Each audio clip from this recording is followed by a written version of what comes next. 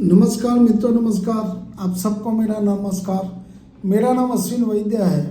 आज मैं आपको अच्छी एक रचना मेरे पास आई है सुनाने जा रहा हूँ। मुझे अपनी औकात अच्छी लगती है। मुझे अपनी औकात अच्छी लगती है। बैठ जाता हूँ मिट्टी पे अक्सर, क्योंकि मुझे अपनी औकात अच्छी लगती है। मैंने समंदर से सीखा है जीने का सलीका। चुप चुप से बहना और अपनी मौज में रहना।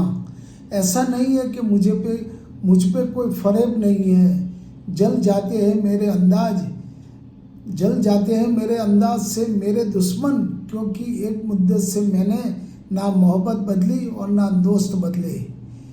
एक घड़ी खरीद कर हाथ में क्या बांधी, वक्त पीछे ही पड़ गया मेरे। सोचता था घर बनाकर रहूंगा सुकून से, पर घर की जरूरत ने मुसाफिर बना डाला। सुकून की बात मत करिए गाली, बचपन वाला एतबार अब नहीं आता। शौक तो माँ बाप के पैसों से पूरे होते हैं, अपने पैसों से बस जरूरियात पूरी होती है। Thank you, thank you, thank you.